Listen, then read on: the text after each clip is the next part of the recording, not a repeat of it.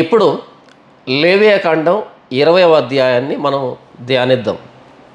చాలామంది లేవియాకాండం 18వ అధ్యాయాన్ని 20వ అధ్యాయాన్ని చూసి రెండు ఒకేలాగా ఉన్నాయి కదా, ఒకే విషయాన్ని రెండుసార్లు ఎందుకు దేవుడు వ్రాయించాడు అనేటువంటి ఒక సందేహాన్ని వెలిబుచ్చుతూ ఉంటారు. నిజమే, లేవియాకాండం 18వ అధ్యాయంలో ఏవైతే ఉన్నాయో అదే విషయం అన్నది లేవియాకాండం 20వ అధ్యాయంలో మనకు కనిపిస్తుంది. అయితే తేడా ఎక్కడంటే, ఏదైనా ఒకదాన్ని తప్పు లేదా పాపం, నేరం అనేది మనం నిర్ధారించాలి అంటే ముందుగా అది ఒక చట్టముగా ఇవ్వబడాలి. ఒక చట్టముగా అది ఇవ్వబడినప్పుడు ఆ చట్టాన్ని అతిక్రమించినప్పుడు అది నేరంగా పరిగణించబడుతుంది.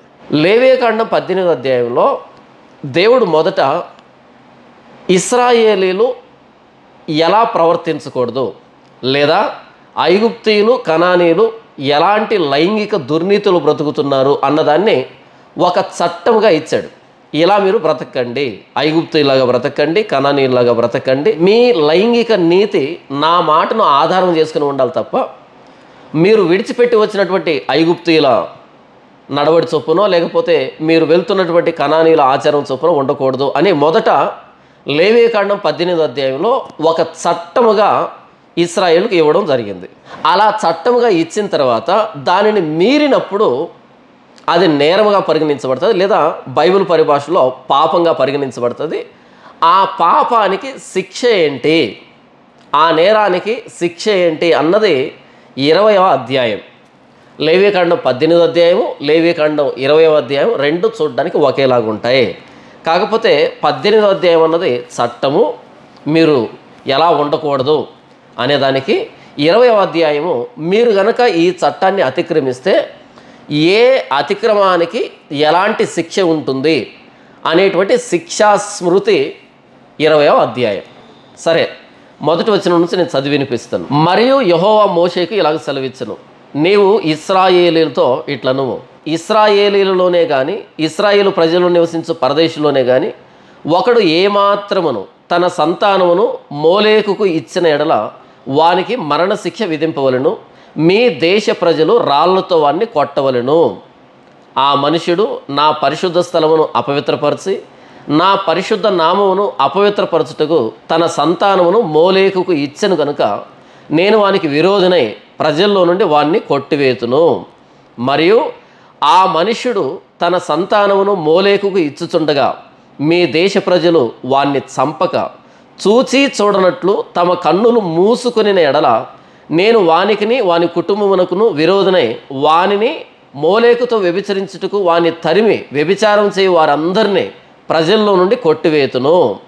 ఇశ్రాయేల్ దేశంలో ఎవరైనా సరే అమ్మోనీయుల దేవత అయినటువంటి మోలేకుకి తమ సంతానాన్ని ఇచ్చినప్పుడు, మోలేకు చేతుల్లోనికి తమ బిడ్డలను విసిరివేసి కాల్చివేసినప్పుడు, లేదా మోలేకు గుడిలో తమ బిడ్డలు టెంపుల్ ప్రాస్టిట్యూట్స్గా అంటే దేవదాసులుగా ఉండడానికి ఇచ్చినప్పుడు, అలా చేసిన వారిని రాళ్లతో కొట్టి చంపాలి, క్యాపిటల్ పనిష్మెంట్, మరణశిక్ష విధించాలి అని చెప్తున్నాడు. 18వ అధ్యాయంలో కూడా ఇదే ఉంటుంది. మీ బిడ్డల్ని మోలేకుకు ఇవ్వకండి అని చెప్పుంటాడు. అయితే ఇక్కడ మోలేకుకు ఇస్తే, ఆ చట్టాన్ని అతిక్రమిస్తే అలాంటి వ్యక్తిని మీ దేశ ప్రజలు రాళ్లతో కొట్టి చంపాలి అనేటువంటి మరణశిక్షను అమలు చేస్తున్నాడు. ఇక్కడ ఇంకో విషయాన్ని ఆలోచించాలి.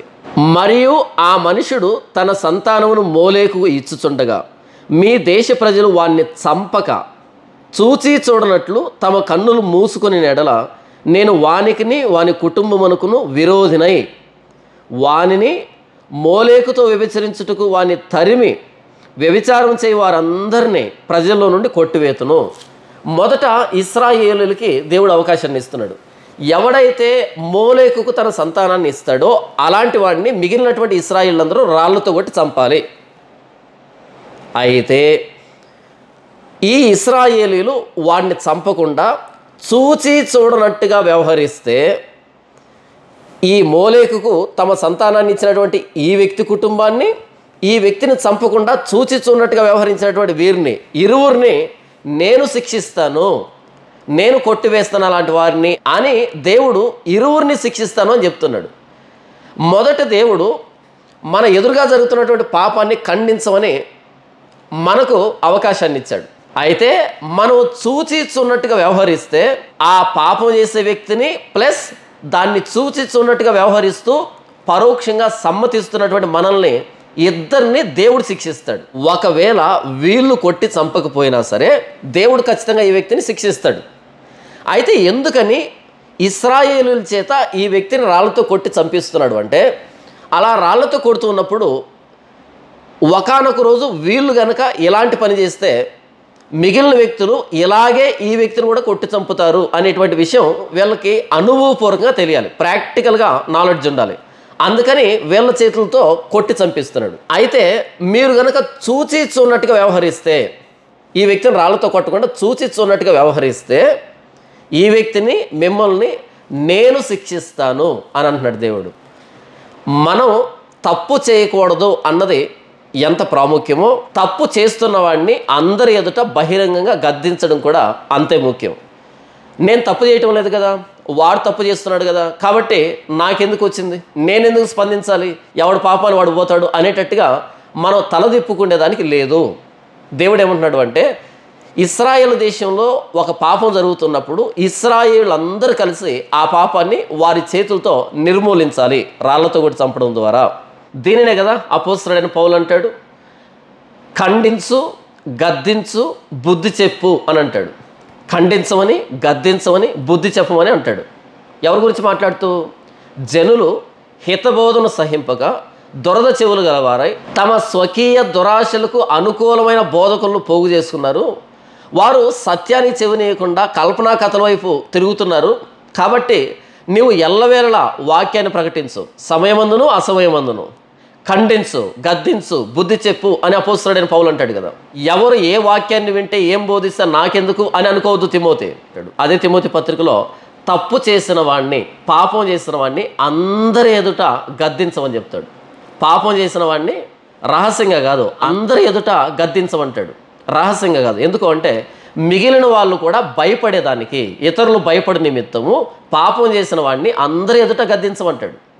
కానీ ఈరోజు ఎలాంటి స్థితికి వచ్చిందంటే క్రైస్తవ్యము, ఆ వ్యక్తి తప్పు చేస్తున్నాడు కదా, దేవుడు చూసుకుంటాడు, మనకెందుకు వచ్చింది అనేటట్టుగా అంటున్నారు. పాత నిబంధనలోనే ఇశ్రాయేలీలతో దేవుడు ఏమని చెప్తున్నాడు అంటే, మీలో ఒకడు తన సంతానాన్ని మోలేకుకు ఇస్తూ ఉన్నప్పుడు మిగిలినటువంటి వాళ్ళు మీ స్వహస్తాలతో రాళ్లతో కొట్టి చంపాలి ఆ వ్యక్తిని. ఒకవేళ ఆ వ్యక్తిని కొట్టి చంపకపోతే చూచిచున్నట్టుగా వ్యవహరిస్తే మిమ్మల్ని కూడా ఆ వ్యక్తితో పాటు నేను శిక్షిస్తాను అని అంటున్నాడు. అలాగే క్రైస్తవులో కూడా అనేకమైన దారుణాలు జరుగుతున్నాయి. ప్రభు అయిన యేసుక్రీస్తు వారిని ప్రకటిస్తున్నాం అనేటువంటి వంకతో ఎవడి స్వార్థాన్ని వాడు చూసుకోవడానికి క్రైస్తవమే ఒకటి సొత్తు కాదు.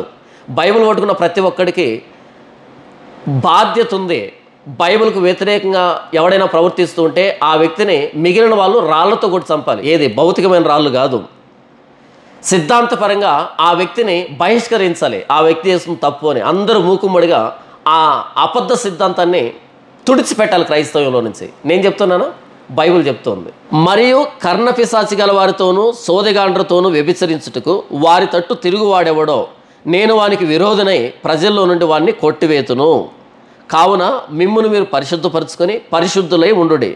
నేను మీ దేవుణ్ణైన యెహోవాను.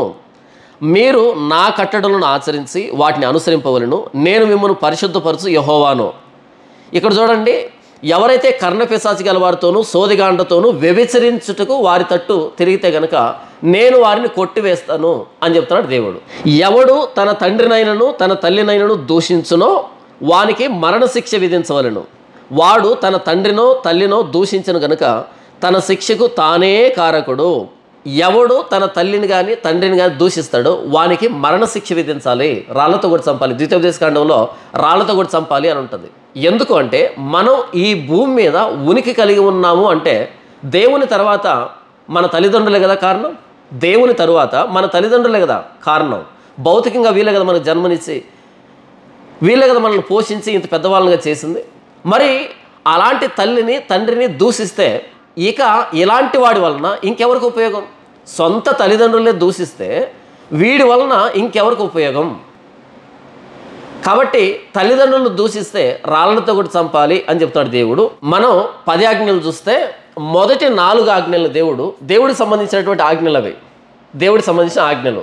5వ ఆజ్ఞ, నీ తల్లిని తండ్రిని సన్మానించాలి, నీవు దీర్ఘాయుష్మంతుడు వగినట్లు నీ తల్లిని తండ్రిని సన్మానించాలి అని దేవుడు మాట్లాడతాడు కదా. తల్లిని తండ్రిని సన్మానించాలి అని కాకుండా నీవు దీర్ఘాయుష్మంతుడు కావాలంటే నీ తల్లిని తండ్రిని సన్మానించాలి అని చెప్తాడు. మరి తల్లిని తండ్రిని సన్మానించకపోతే దీర్ఘాయువు కాస్త ఏమవుతుంది? అల్పాయువు అవుతుంది. అంతేనా? నీవు దీర్ఘాయుష్మంతుడు కావాలంటే తల్లిని తండ్రిని సన్మానించు. నీకు అల్పాయుష్ కావాలంటే నీ తల్లిని తండ్రిని దూషించు. అంతేనా?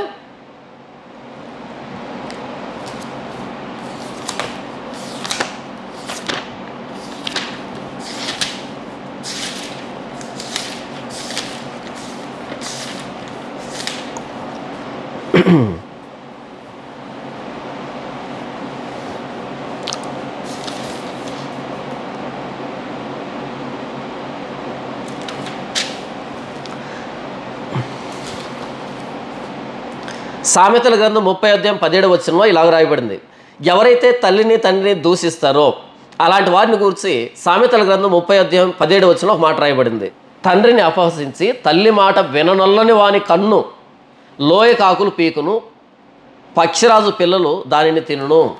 లోయ కాకులు అంటే రాబందులు అంటారు కదా, గద్దలు రాబందులు. ఎవరైతే తల్లిదండ్రుల్ని సన్మానించడో వాని కన్ను లోయ కాకులు పీకుతాయంటే వాడికి సరైన సమాధి ఉండదు, దిక్కులేని సాగు చేస్తాడు కాబట్టి, భూమి మీదనే పడి ఉంటాడు కాబట్టి అలాంటి వాడి కన్నుని లోయ కాకులు పీకుతాయి, పక్షిరాజు పిల్లలు దాన్ని తింటాయి, అంటే దిక్కులేని సాగు చేస్తాడు అని సామెతల గ్రంథంలో భక్తుడు మాట్లాడుతున్నాడు. పరుని భార్యతో వ్యభిచరించిన వానికి, అనగా తను పొరుగువాని భార్యతో వ్యభిచరించిన వానికి ఆ వ్యభిచారికిని మరణశిక్ష విధించవలెను. ప్రస్తుత ప్రపంచంలో చట్టాలు వచ్చాయి, ఇద్దరి సమ్మతితో వాళ్ళు శారీరకంగా కలిస్తే తప్పేమీ కాదు, ఇద్దరి సమ్మతితో వాళ్ళు కలిసినప్పుడు వ్యభిచారం చేసినప్పుడు తప్పేం కాదు అనేటట్టుగా చట్టాలు వచ్చాయి కదా ప్రపంచంలో. అయితే దేవుడు అంటున్నాడు, ఇశ్రాయేలు దేశంలో పరుని భార్యతో వ్యభిచారం చేస్తే కనుక ఇద్దరిని చంపేసేయాలి. వ్యభిచారం అంటే ఇద్దరు సమ్మతితో చేసుకునేది కాబట్టి ఇద్దరిని చంపేయాలి, మరణశిక్ష అంటున్నాడు. తన తండ్రి భార్యతో శయనించిన వాడు తన తండ్రి మానాచ్ఛాదనమును తీసను, వారిద్దరికి మరణశిక్ష విధించవలెను, తమ శిక్షకు తామే కారకులు. తన తండ్రి వారితో శయనించిన వాడికి, ఉదాహరణకి రూబేన్ ఉన్నాడు కదా, యాకోబు ఉపపత్నితో శయనించాడు కదా, అయితే అక్కడ శిక్ష విధించాల రూబేనుకి. తర్వాత శపించాడు, ఆయన మిగిలినటువంటి పిల్లల్ని దీవించేటప్పుడు ఈయన శపించాడు. అయితే తర్వాత వచ్చినటువంటి ఈ ధర్మశాస్త్రంలో దేవుడు అంటున్నాడు, ఎవడైనా తన తండ్రి వారితో శయనిస్తే, అది ఉపపత్ని కానీ భార్య కానీ, అంటే పాపాత్ములు వాళ్ళు ఏం చేస్తున్నారు అన్నది వాళ్ళకి తెలియదు. అదేంటండి అలా ఎలా వెళ్తారు అనేటట్టుగా మీకు అనిపిస్తుంది కదా.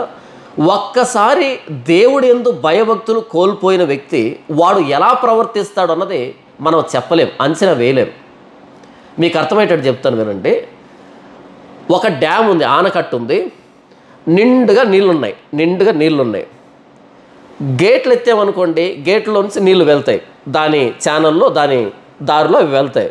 అయితే గేట్లు ఎత్తకుండా అలాగే మూసి పెట్టేస్తే కనుక ఒకవేళ ఆ ఆనకట్టని బద్దలు కొట్టుకుంటే ఆ నీళ్లు, ఆ ఒత్తిడికి ఆ నీళ్లు సరిగ్గా ఇదే దారిలో వెళ్తాయని మనం చెప్పలేము. చుట్టుపక్కల ఉన్నటువంటి ఊర్లన్నింటినీ ముంచివేస్తాయి. అదే గేట్లు ఎత్తితే కనుక ఆ దారిలోనే వెళ్ళి ఇంకో రిజర్వాయర్లోనో లేకపోతే సముద్రంలోనో కలుస్తాయి. ఆ గేట్లో నుంచి కాకుండా గేట్లు బద్దలు కొట్టుకుంటే ఆ ఆనకట్ట అన్నది చుట్టుపక్కల ఉన్నటువంటి ప్రాంతాలన్నింటినీ ముంచివేస్తాయి కదా. అలా ఎవరైతే దేవునికి లోబడి ఉంటారో, దేవుని మాటలకి లోబడి బ్రతుకుతూ ఉంటారో, దేవుని యందు భయభక్తులు కలిగి బ్రతుకుతూ ఉంటారో, అలాంటి వారి ఆలోచనలు అన్నవి దేవుడు చెప్పినటువంటి విధానంలోనే ఉంటాయి. ఎలాగైతే నీళ్లు గేట్ల నుంచి వెళ్తే అదే నదిలోంచి వెళ్ళి సముద్రంలో కలుస్తాయో, అలా ఒక వ్యక్తి దేవునికి లోబడినప్పుడు దేవుని ఆజ్ఞానుసారంగానే బ్రతుకుతాడు.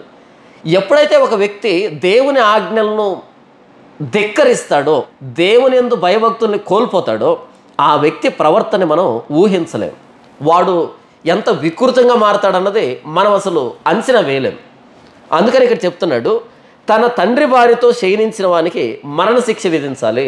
తండ్రి భార్యతో ఎవరు శయనిస్తారండి అంటే దేవుని యందు భయభక్తులు లేని వాళ్ళకి, భక్తిహీనులకి వాళ్ళు ఏం చేస్తున్నారు అన్నదానికి ఒక కొలబద్ద ఉండదు కదా, ఒక నియమం అంటూ ఏమి ఉండదు కదా. ఒకడు తన కోడలితో శయనించిన ఎడల వారిద్దరికి మరణశిక్ష విధించవలెను. వారు వారి వరసలు తప్పిరి, వారి ప్రాణాపరాధం వారి మీద ఉండును. ఒకడు తన కోడలతో శయనిస్తే వారిద్దరిని కొట్టి చంపాలి, ఇద్దరిని కొట్టి చంపాలి. వారి ప్రాణాపరాధం వారి మీద ఉంటుంది, వారు వారి వరసలు తప్పారు కాబట్టి వారిని కొట్టి చంపాలి. ఒకడు స్త్రీతో శయనించినట్టు పురుషునితో శయనించిన ఎడల వారిద్దరూ హేయక్రియను చేశారు కనుక వారికి మరణశిక్ష విధింపవలెను, తమ శిక్షకు తామే కారకులు. ఒకడు స్త్రీతో శయనించినట్టు పురుషునితో శయనిస్తే అంటే స్వలింగ సంపర్కులు, హోమోసెక్షువల్స్కి మరణశిక్ష విధించాలి అని బైబిల్ చెప్తుంది. ఏది? పాత నిబంధనలు, ఇప్పుడు కాదు. క్రొత్త నిబంధనలు అయితే అలాంటి వ్యక్తుల్ని చర్చికి రానివ్వం, చర్చి నుంచి బహిష్కరిస్తాం. పాత నిబంధనలు అయితే రాళ్లతో కూడా చంపేవాళ్ళు. ఎందుకు అంటే వాళ్ళు దేవుని సృష్టి క్రమాన్ని వెక్కిరిస్తున్నారు, వాళ్ళు దేవుని ప్రణాళికని వెక్కిరిస్తున్నారు. దేవుడు పురుషుణ్ణి స్త్రీని చేశాడు, పురుషుడి కోసం స్త్రీని, స్త్రీ కోసం పురుషుణ్ణి చేశాడు. ఇది దేవుని ప్రణాళిక. అయితే స్త్రీతో శయనించినట్టు పురుషునితో శయనిస్తున్నాడు అంటే దేవుని సృష్టిని వెక్కిరిస్తున్నాడు, అపవిత్రం చేస్తున్నాడు. కాబట్టి ఇలాంటి వారిని రాళ్లతో కూడా చంపాలి అని చెప్తున్నాడు దేవుడు. ఒకడు స్త్రీని, ఆమె తల్లిని పెళ్లి చేసుకునే ఎడల అది దుష్కామ ప్రవర్తన మీ మధ్య ఉండకుండా వారిని అగ్నితో కాల్చవలెను. ఒకడు స్త్రీని, ఆమె తల్లిని, ఇరువురిని పెళ్లి చేసుకుంటే కనుక, అంటే లైంగిక సంబంధాలు ఇద్దరితో ఉంటే కనుక వారిని అగ్నితో కాల్చివేయాలి. అది దుష్కామ ప్రవర్తన అని అంటున్నాడు. నిమ్మ తోట కానీ, మామిడి తోట కానీ ఇలాంటి పొలాలకు వెళ్తే తెగులు పడుతుంది చెట్లకి. ఆ తెగులు పట్టినటువంటి కొమ్మలను కత్తిరించి వాటన్నింటినీ ఒక దగ్గర పోగేసి అగ్నితో కాల్చివేస్తారు. ఎందుకంటే తెగులు కాబట్టి అగ్నితో పూర్తిగా కాల్చివేస్తారు.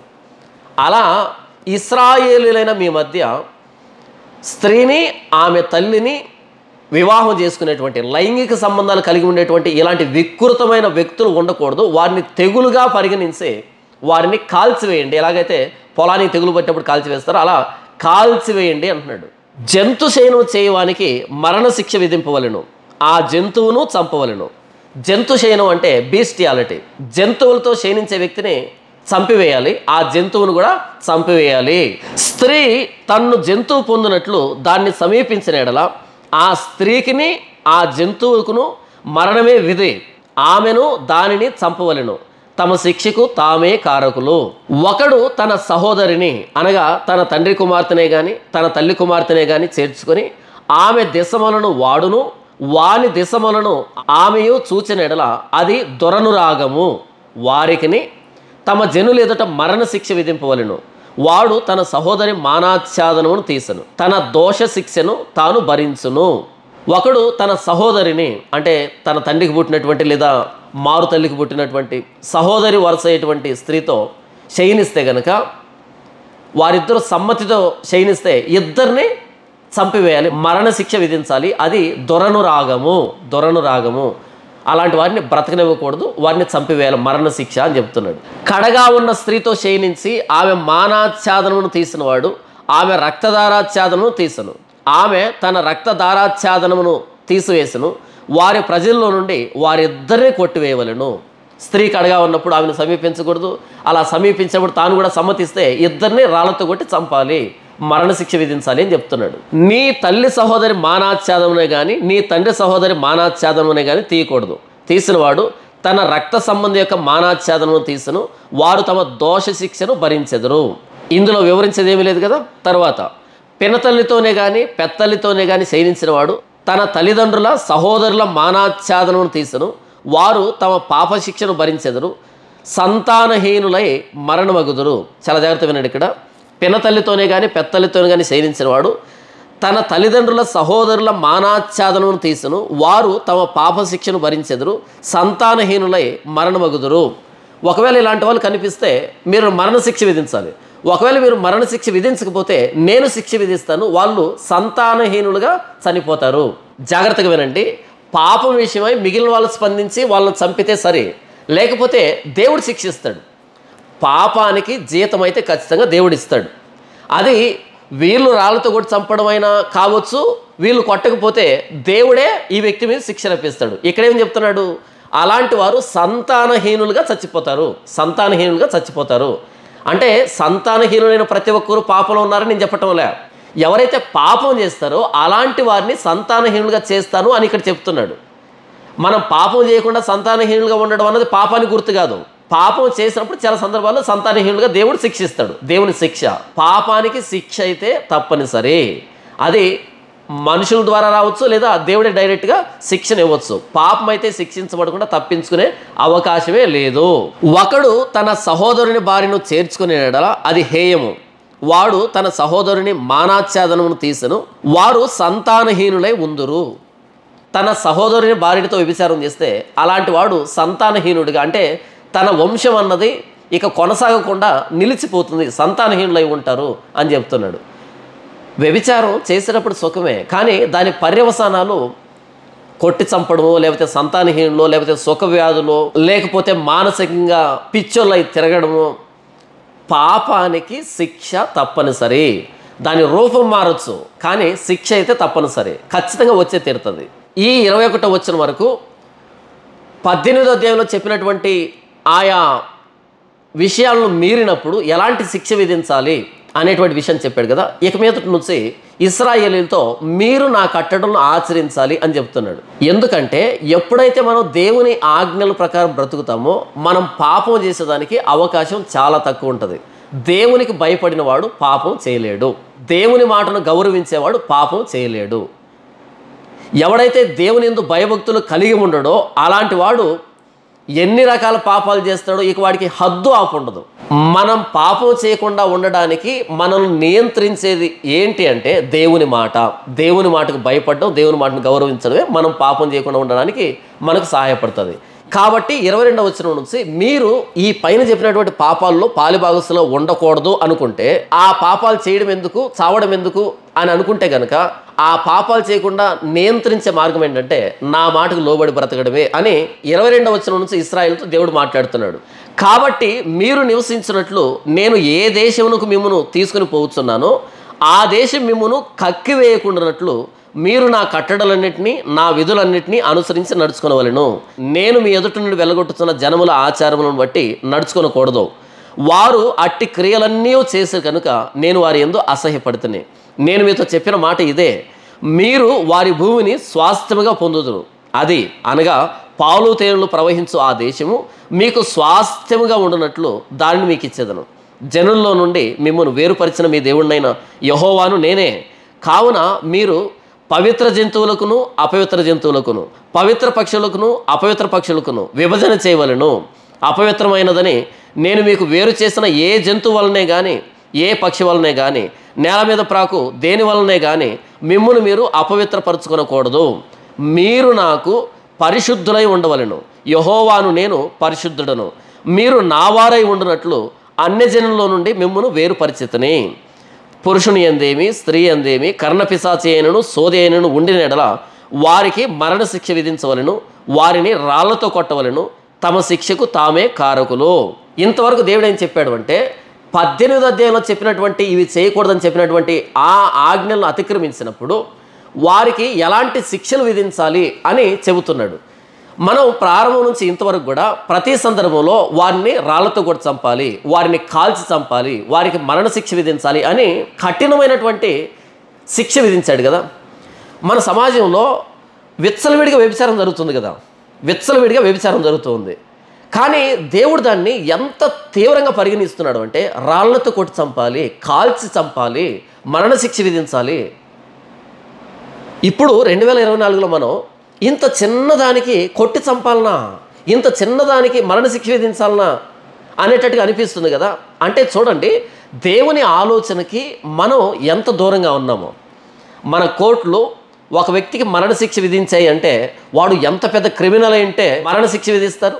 అంతెందుకు, ఈ బాంబ్ బ్లాస్ట్ చేసేవాళ్ళు కానీ, టెర్రరిస్టులు కానీ ఇలాంటి వాళ్ళకే కొన్ని సంవత్సరాల పాటు విచారణ జరిపించి మరణశిక్ష విధిస్తారు కదా.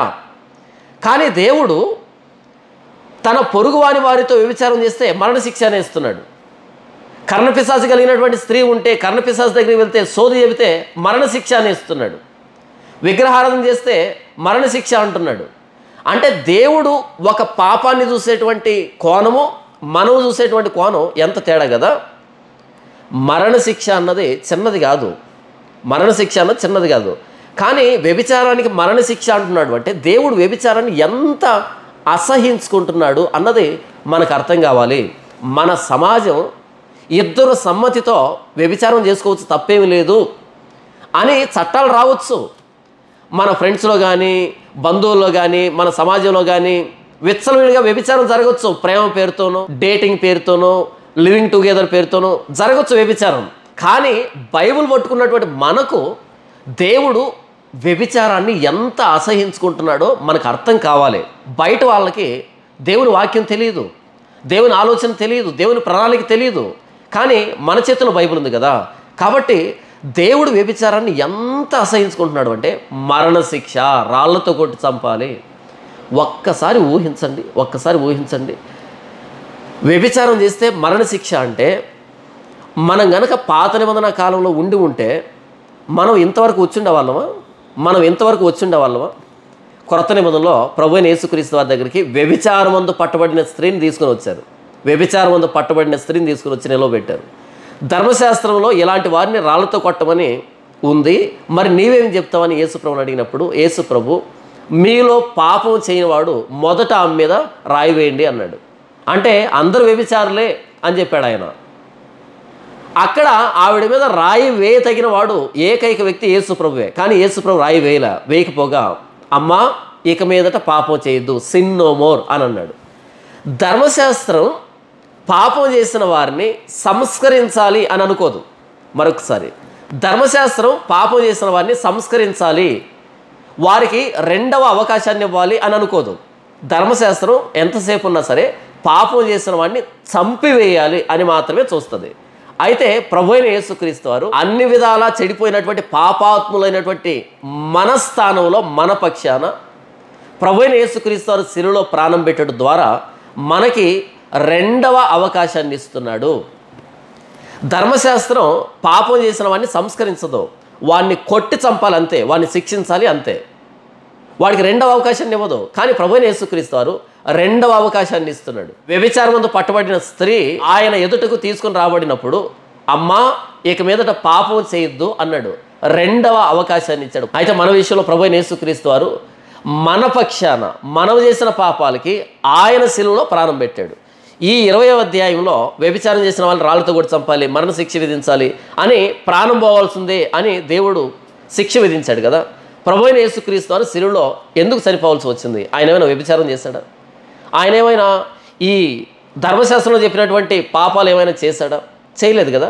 మరి ఆయన ఎందుకు అంత దారుణంగా చనిపోయాడు అంటే మనం చేసిన పాపాలను బట్టి. ఆయన శిలువలో ప్రాణం పెట్టడం ద్వారా ఏం చెప్తున్నాడు అంటే ఇంకో అవకాశాన్ని ఇస్తున్నాను నీకు, ఈ రెండవసారి నీ బ్రతుకు నువ్వు బ్రతకొద్దు, నా బ్రతుకు నువ్వు బ్రతికి చూపించు అని చెప్తున్నాడు.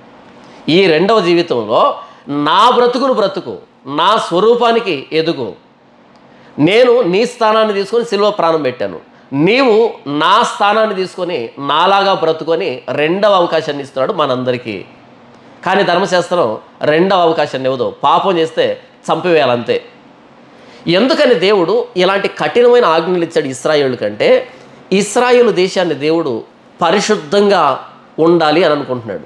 ఎప్పుడైతే కఠినమైన శిక్షలు అమలు చేస్తామో అప్పుడు ఆ పాపాన్ని చేయడానికి సాహసించరు. ఎప్పుడైతే ఒక తప్పుకి, ఒక నేరానికి, పాపానికి కఠినమైన శిక్ష విధిస్తామో అప్పుడు దాన్ని ఇంకెవరు చేయడానికి ఇష్టపడరు.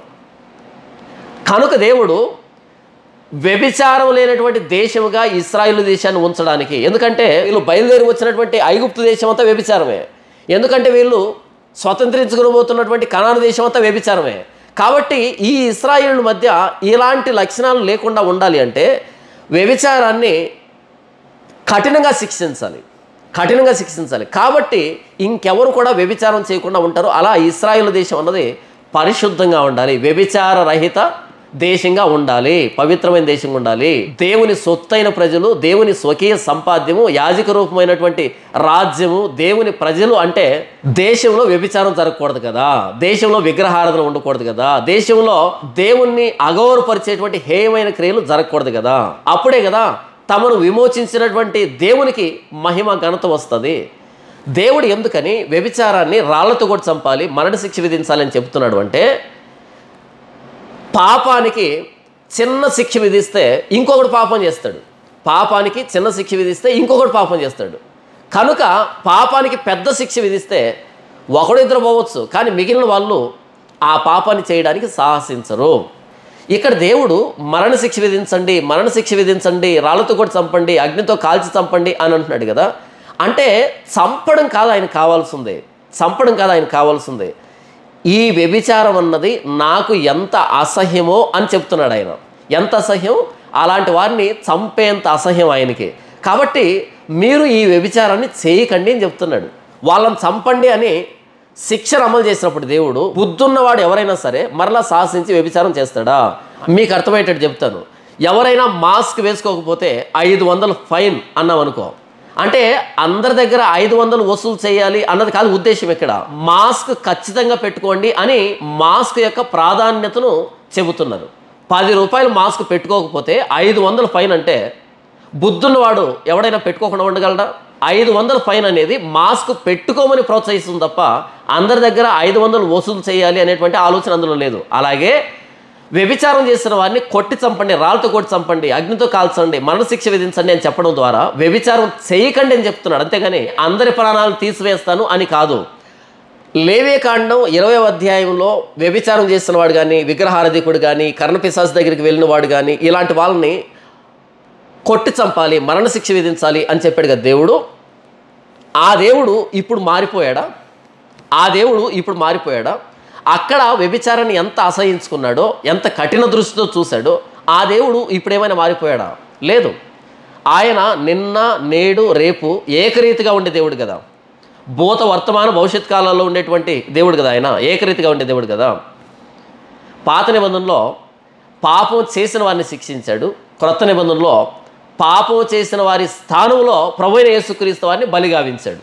పాపానికి శిక్ష అయితే ఖచ్చితంగా విధించాడు. పాత నిబంధనలో వ్యభిచారాన్ని ఎంత అసహించుకున్నాడో క్రొత్త నిబంధనలో కూడా వ్యభిచారాన్ని అంతే అసహించుకుంటున్నాడు. అయితే యేసు ప్రభు ప్రాణత్యాగాన్ని బట్టి మనకు రెండవ అవకాశం ఇవ్వబడింది మనల్ని సంస్కరించడానికి. ఆ రోజు దేవుడు వ్యభిచారాన్ని ఎంత అసహించుకుంటున్నాడు, ఈ రోజు కూడా దేవుడు అంతే అసహించుకుంటున్నాడు. ప్రభువైన యేసుక్రీస్తు వారి శిలువ మనకి రెండవ అవకాశాన్ని ఇస్తూ ఉన్నా సరే మరలా వ్యభిచారానికి వెళ్తే మనల్ని తప్పించే దేవుడు. మనుషులు చూడట్లేదు, మనుషుల కంటికి మనం మూసిపెట్టచ్చు, దాచిపెట్టచ్చు, కానీ దేవుని కంటిలోంచి మనం తప్పించుకోగలమా? మనుషులు శిక్షించకపోతే, భౌతికమైన శిక్ష రాకపోతే దైవికమైన శిక్ష రానే వస్తుంది. అది రోగం రూపంలో కావచ్చు, సమస్య రూపంలో కావచ్చు, ఏ రూపంలో ఎవరిని ఎలా శిక్షిస్తాడో మనకు తెలియదు. అయితే పాపానికి శిక్ష రానే వస్తుంది. పాత నిబంధనలో దేవుడు వ్యభిచారం చేసిన వారిని కాల్చివేయండి అన్నాడు. భూమి మీద కాలిస్తే అర్ధగంటకి అయిపోతుంది, బూడిద అయిపోతాం. కానీ వ్యభిచారం చేసి చచ్చామనుకో రేపు నరకంలో యుగయుగాలు కాలాలి, యుగయుగాలు కాలాలి. ఈ అల్పకాల పాప భోగానికి కక్కుర్తి పడితే యుగయుగాలు నరకంలో కాలాలి. పాపాన్ని కప్పుకోకండి, పాపాన్ని ప్రభువు దగ్గర ఒప్పుకోండి, విడిచిపెట్టండి.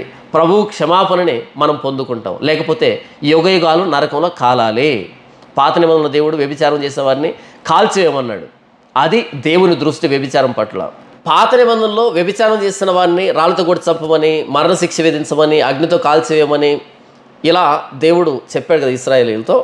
అయితే క్రొత్త నిబంధనలో అపోస్తలుడైన పౌలు కొరింథీయులకు రాసిన మొదటి పత్రిక 5వ అధ్యాయం 13వ వచనంలో ఏమంటున్నాడు అంటే మొదటి వచనంలో ఏం చెప్పాడు? మీలో ఒకడు తన తండ్రి భార్యను ఉంచుకున్నాడట అని అన్నాడు కదా. అంటే వ్యభిచారం జరుగుతుంది కొరింథీ సంఘంలో అని చెప్పాడు కదా.